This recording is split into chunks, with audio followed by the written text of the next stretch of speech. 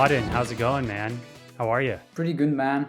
End of the working day on my side. How about you? I'm all jacked up on cold brew. It's time to switch from hot coffee to cold coffee now. It's getting warmer here in Southern California, but uh, our team starts pretty early, at least for my time. So, we work East Coast hours. So I'm up early, ready to go. But yeah, looks like it's going to be a nice day here. How's the weather in Zagreb?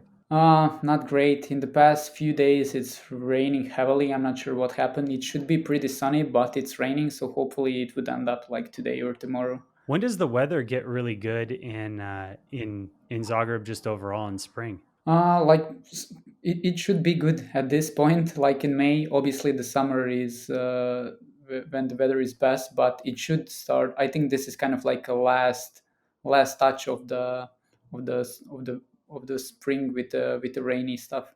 Cool. Well, I'm stoked to have you on the podcast today, and I think it would be great if you just want to give a little introduction on yourself and how did you get started really working in media buying and digital advertising? Yeah, so I was on my senior year of college studying computer science, and like it was doing well for me, but like I wasn't satisfied with that. Like that wasn't something that excited me.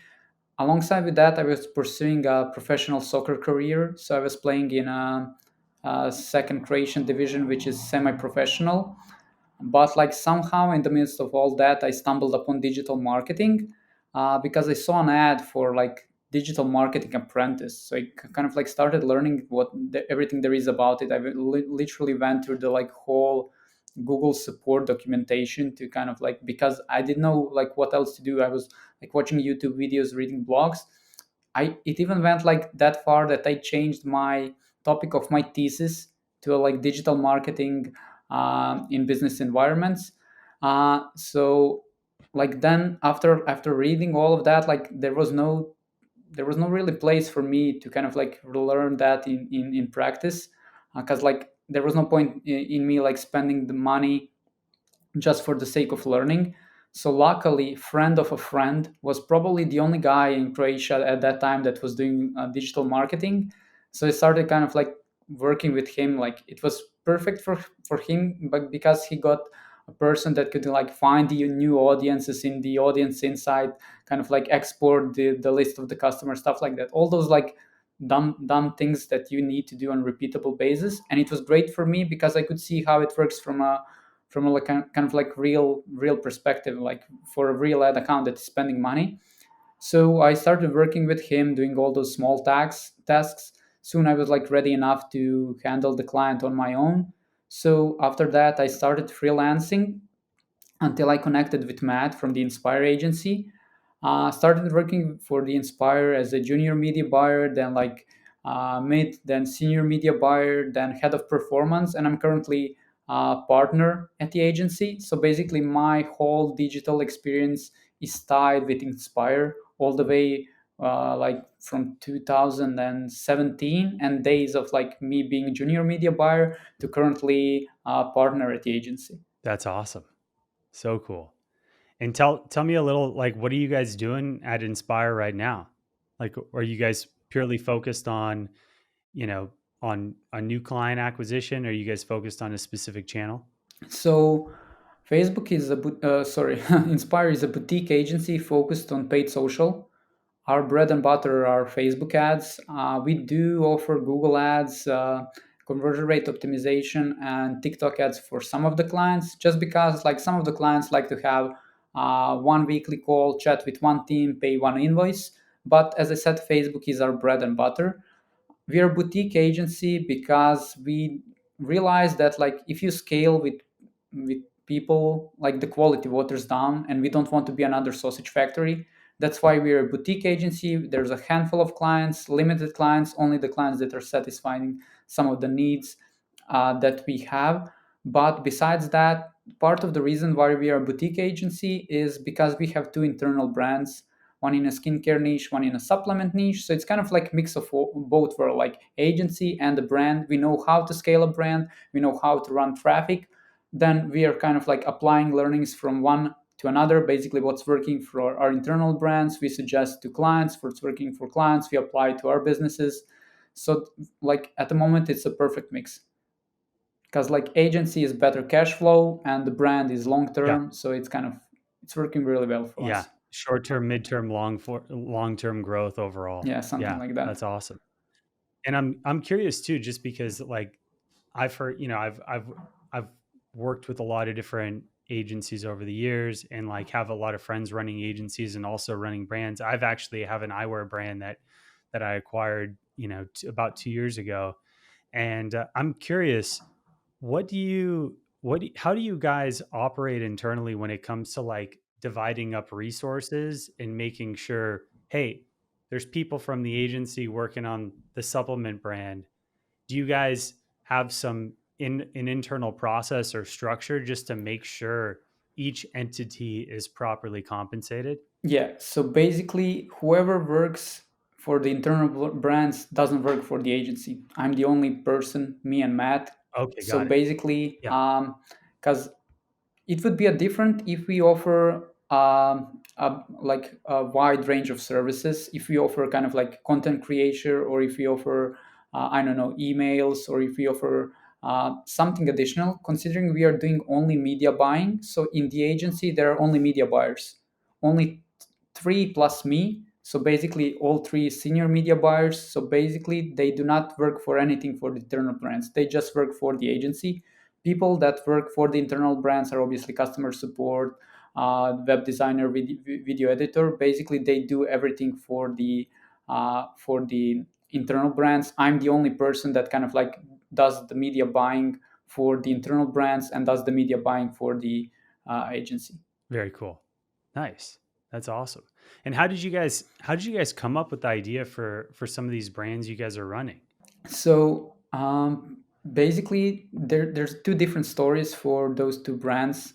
For the one skincare, we noticed that there's a very big demand and there's a trend for a product, and then we just make a better product. So basically, our product is like does the thing faster, does it more efficiently, and it has an app. So basically, those are three unique propositions compared to rest of the market. So basically, we just created a better product, and we are kind of capturing the current demand.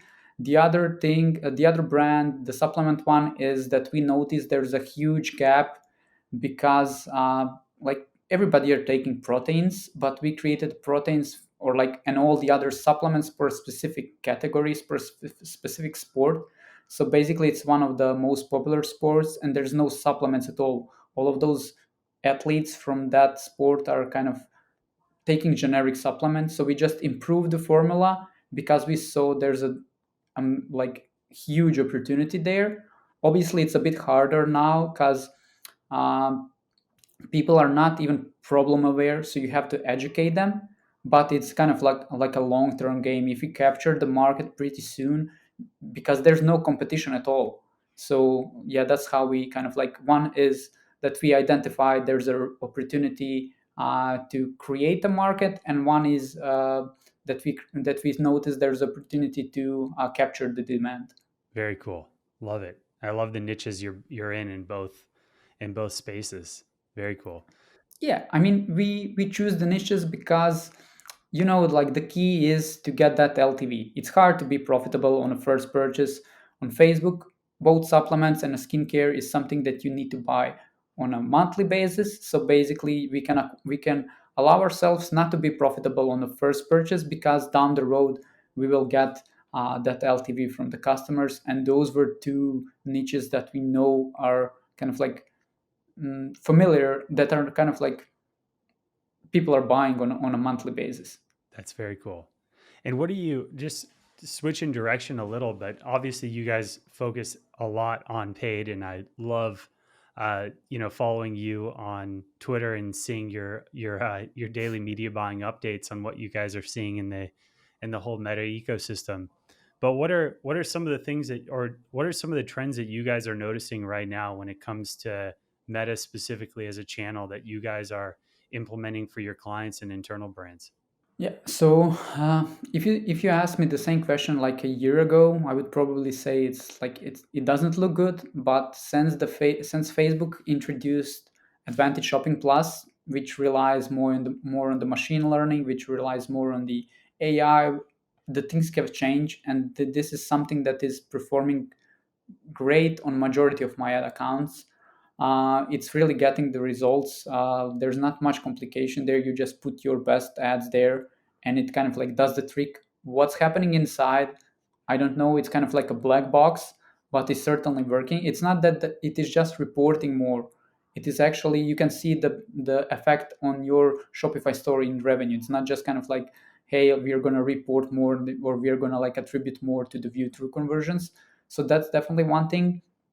The other thing that I'm noticing recently is pretty good performance for website and shop campaigns. So instead of like pushing people to the website, Facebook determines which people, you like, after clicking an ad, they would end up on your shop on Facebook or on Instagram, where they can finish the buying process. That is kind of like a double-edged sword, because you're not getting people pixelized. You cannot get their email. You cannot retarget them. You cannot then lock them into a subscription. But on the other side, CPMs are lower. People are still buying, and I have a feeling that Facebook is kind of pushing more quality traffic towards the shop, just because they want to own that first-party data. How long term is that, due to all the things that I mentioned, without kind of like capturing their email or locking them into subscription? It's debatable, but at the moment it's kind of like performing pretty good on the ad accounts that they have shop set up, because like not all of my clients have shop set up on Facebook and Instagram. Those that do is doing pretty well. Yeah, we're noticing the same thing with a couple of our clients that didn't even have shops set up or didn't have it set up properly. It's been pretty instrumental over the last couple months in just making sure that structure set up. And I'm not positive, but I do know like uh, one of our media buyer, because we run paid for a handful of clients still that just really fit what we're looking for, even though we specifically focus on email and SMS and retention. But I know that there is an email opt-in integration now that launched in shop. I think it's pretty new. I don't know if they've rolled it out to all accounts, but yeah, it's interesting how, the evolution of Meta as a platform now is obviously trying to own the shopping experience, having the integrations in, and becoming more of a, honestly, like a marketplace, right? It's gonna be interesting to see what happens like over the next, like, let's say like 18 months, if when they start charging, for these transactions. Yeah. Yeah. Also, what we noticed and why we think it is performing best, we noticed in our backend in Shopify that kind of like Facebook gives them a discount, then refund us in Shopify. So basically, we think those are like, we're not sure how quality those shoppers are, because it could be just those bargain hunters, because they act only because of the discount. And maybe Facebook is kind of like giving them discount to make it look like the results are better than just refunding us. So like this is something that is really Yeah, interesting. it's we saw that too with a couple of larger accounts. It's crazy. It's like they're offering these incentives and getting people in, and it's obvious they're really trying to own these customers for the long term. Yeah. Exactly. Because like whenever I launched the shop, like back, I don't know, 6 months ago, like when Facebook was even like offering credits to test the shops, like it was always terrible. Now all of the sudden it works great. So like either they changed something, either they kind of like started pushing more quality traffic, or they're pushing those incentivization in terms of the discount. Yeah, it's quite interesting. And like I said, it'll be crazy to see what happens as they try to become more of a marketplace. Yeah, and start taking a bit of a piece. It's honestly might turn into something very similar to Amazon in the future. Yeah, who knows? It would be interesting for sure. Yeah. What are you guys? I'm also curious too when it comes to your media buying process. What do you guys do for creative testing and kind of working on new creatives in general for your ad campaigns. Do you guys have an internal process that you go through with either designers, copywriters, video editors to kind of structure new creatives through the testing process? Yeah, for sure. I mean, you know that creative is what makes or break your ad account at the moment. Like, it comes down to that like creative is doing the targeting. The angle that you have in your creative is doing the targeting, not the interest group that you put in the detailed targeting. So basically, the first step for all of the new creatives is research of the existing customer reviews. Basically, you get so much juice out of those customer reviews that you can create new angles. So we always like to structure our tests based on the angle or based on the concept. So let's say someone on Twitter shares like that, I don't know, split screen concept is doing great. So we are going to make like, I don't know, 5 variation of a split screen based on a different angle, or like it could be same angle but a different layout or a different image or something like that. That's one test.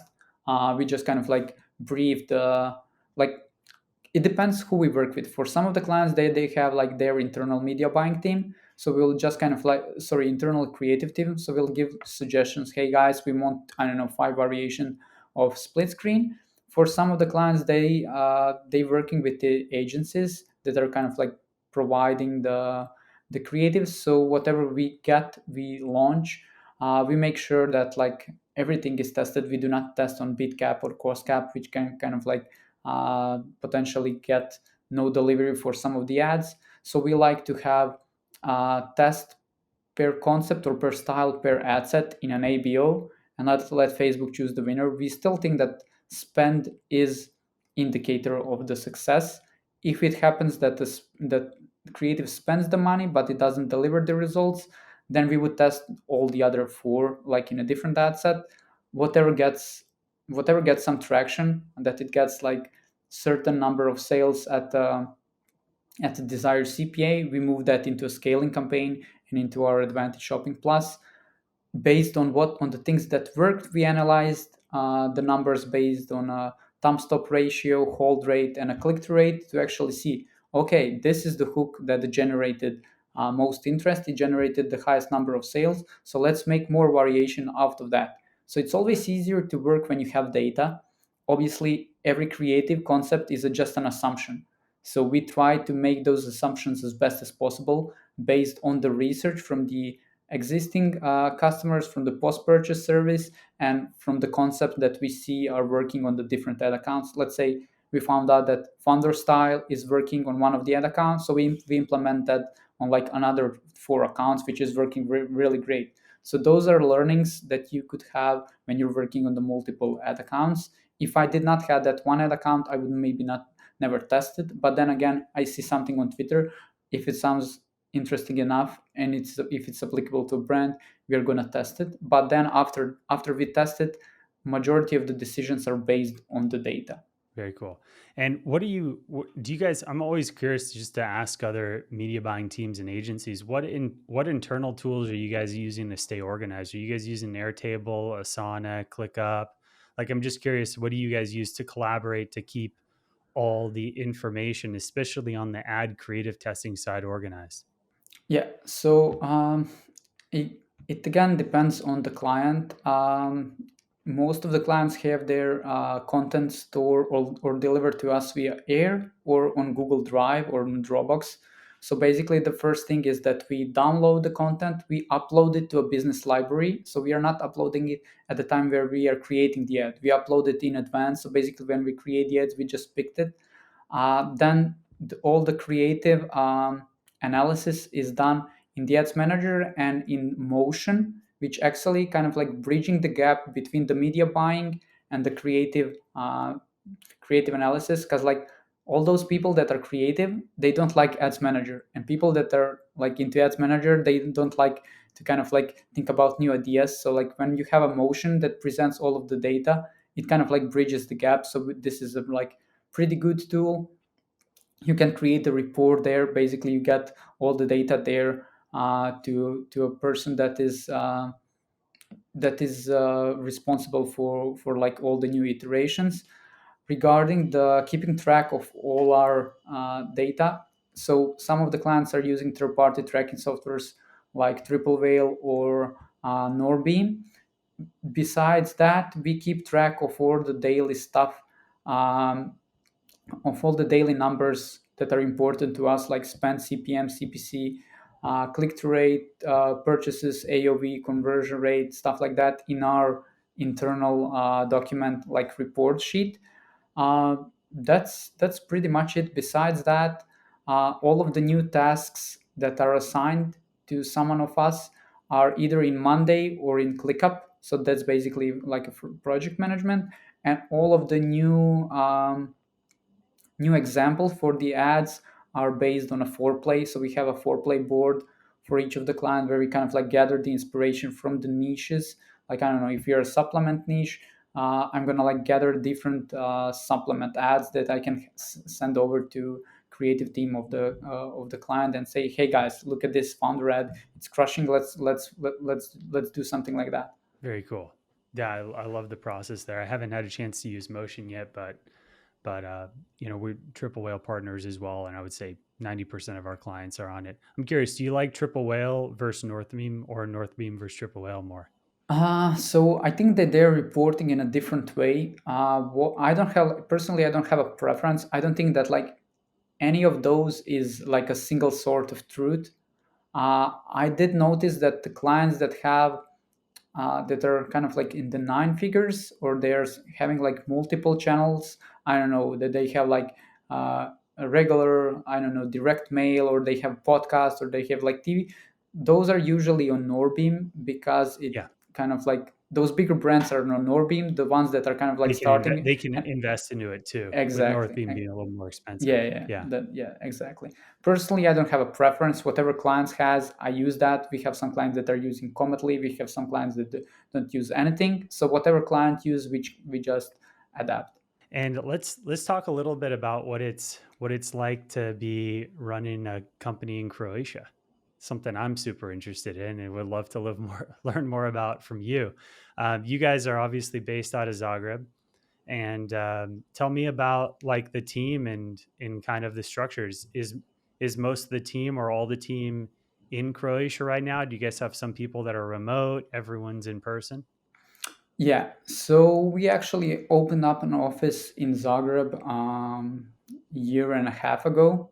I moved here. The other media buyer moved here.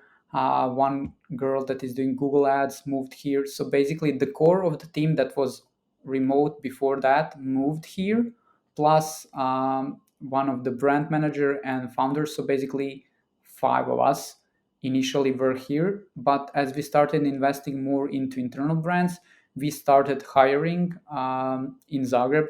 So basically, two influencer managers, video editor, graphic designers, customer service, and like PR communication girl. They are all hired in Zagreb, and they all come to the office. Obviously, they have a choice to go like 1 or 2 days to be remote. But most of the core team, in terms of the marketing, is based here in Zagreb.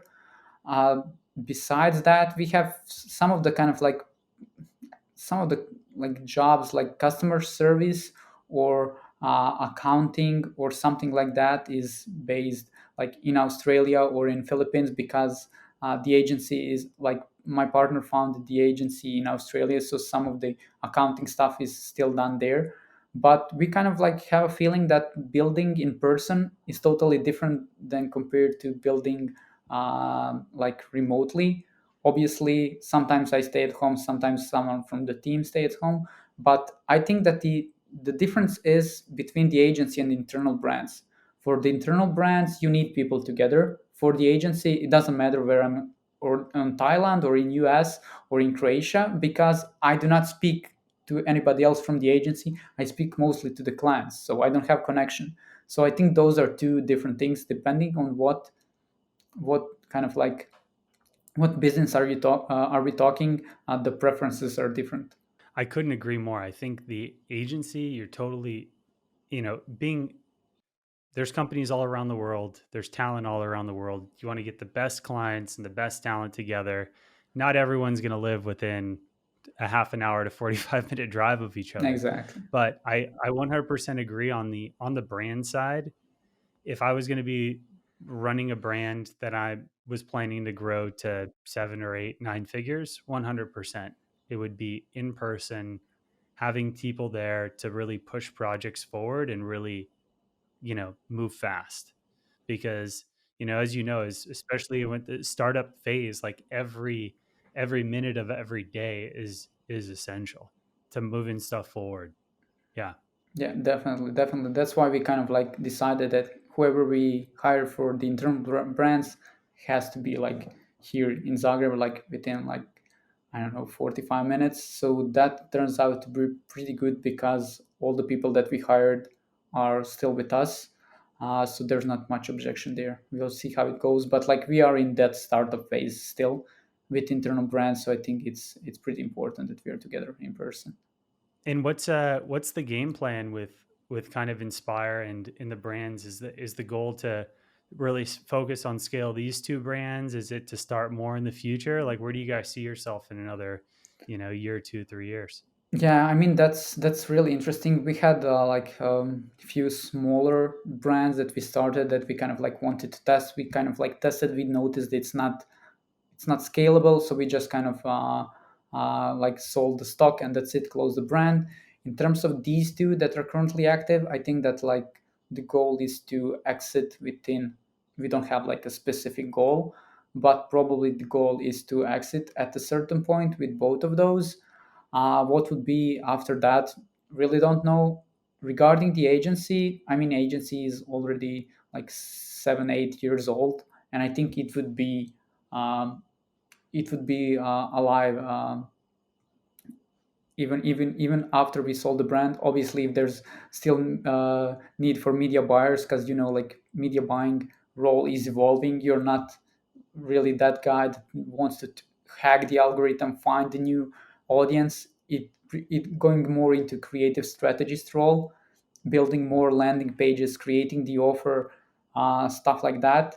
So like whoever evolves, if like I don't know, I cannot say to my media buyers, hey, you have to be now a creative strategist. They are to an extent, but those are like totally two different parts of the brain, creative one and the analytical one. So we'll definitely see. We still have kind of like track of results. People know about Inspire. People know me from Twitter. They know we can deliver the results. So, and we are delivering results. So if it stays that way, I don't see a reason why agency wouldn't last for a while. For sure. That's great. Yeah, I feel the same with us on Breadloaf. Like, we've been around for about 8 years now, and it's a great cash flow business, that Exactly. gets, the thing I love about the agency is you get, I'm sure it's the same with you, you get access to optics for so many different brands. Yeah. Just auditing brands, right? Like, part of our process is like we reach out and we're like, we're going to do, we're going to give a 4K audit away for free, and it's going to take us a week to get it done, and it's a lot of work. But we add a shit ton of value to someone when we present that. We personally present it on a 45-minute call, send them the call recording, we send them the whole deck presentation, say you can do this on your own or you can hire us, and this is what it is. And like, I get as much value out of as they do, because now I have optics into what this business looks like, and it just adds to the Rolodex of understanding another angle. So, I could not yeah, agree more because like our approach is like 100% the same. We say, hey guys, like we don't know whether we can help you because like sometimes I do an audit and I see, like I don't know, maybe a month ago I did an audit and then I noticed like everything is set up like the way I would set up. So I just told the guy, hey man, like there's no point in for you transitioning to us. Your current agency is doing pretty good job. Just stay with them. But then sometimes you see like a lot of the areas for the improvement. Then like when you present to them, we say you can try that on your own. Some clients do. Some clients start and they reach out after a month, hey, I would still need some support. For some of the clients we kind of like offer consultation, not full service, But when you present the value, when you present what you can do in combination with the results that you already achieved, I noticed that kind of like potential prospects are far more keen to start working. So I think that's a great approach, and the fact that it's working both for you and me just proves that. Yeah, and I also feel too, just the nature and the laws of the universe. When you give to people, you get in return when you're not even asking for it. So I feel like it's a really great process. It's I know there's a lot of agencies out there that are doing hard sales with these crazy irresistible guarantees and all of this shit, but that's not a business I want to be in at all. Yeah, yeah, yeah, Yeah, for sure. yeah. Could not agree more. Cool. Well, I got one more question for you. Just this got brought up and it sparked my interest. You said that you guys have tested out other brands with other angles and trying stuff out. If you guys were to test out a new brand tomorrow, right? Let's say you bought some inventory on it. I'm always curious to ask media buyers, how much budget would you put towards a proper test? 10, 15, 20, 30 grand? So it's hard to tell because like for those two brands, we already kind of like we already bought the stock. So like it was for one brand it was 1000 units, for one brand it was 500 units. So we just kind of like ran the marketing as long as we until we did not sold everything. As long until you sold it out and Yeah, then but called it as for is. Yeah. example, for the brand that we have, we did tested the product. So basically, we did not have the product. We did not even created it. We just had a like render. We created like few samples just so we can send to the UGC creators. They filmed the video. We tested that, and then like when we like got some traction, I think we spent like 3 4K. We did notice some traction with the results. Then we just inform the customers, hey guys, this is this is yet in production. You can get a refund, or you can wait until we get it, like I don't know, in 6 months. And that's we kind of how we got the proof of traction with the Facebook ads. And then when we noticed there's a demand, then we just created the product. That's awesome. I love it. I love the testing framework. Yeah. Yeah. I also feel like most people don't like put enough like don't go deep enough into a test. Like I always hear like I spent a couple $1,000 and it didn't work. I'm like you didn't spend enough. you know? Yeah. Yeah, exactly. Yeah. Yeah, I mean, it really depends, like what the price point is. Like, do you have established store, or the store is starting from a scratch? Because, like, it's easier when you have an established brand to test something new under that brand compared to just launching a new brand and like just hoping it would work. Because like the product that we have for the skincare one, when we launch it, like uh, one year and a half ago, like it didn't do well at the start. Now whatever new we launch under that store, it does well just because the brand is already recognizable. Yeah. It's already established. There's ethos, there's Yeah, proof. There's yeah, exactly. I agree. Couldn't agree more. That's awesome, Marin. Well, Marin, thanks for so much for coming on today. I mean, you're a wealth of knowledge. And if anyone wants to get in touch with you or is interested in potentially working with you guys at Inspire, how can they get in touch with you? So probably the best way is to kind of like just shoot me a message on Twitter. I have my DMs open. I'm sharing like on a daily basis tips and tricks about Facebook ads and strategies. You can just like reach out to there. I respond to all of my messages, and we can see if there's a potential to work together, to do some consultation, to do some audits if you're interested. And that's pretty much it. Awesome. Cool. And I will make sure to add in links to Inspire and your Twitter down in the show notes to this. So everyone will have them. Yeah, sounds good. Cool. Appreciate that. Awesome. Well, thanks, Marin. Appreciate it. It's great having you on. Yeah, likewise.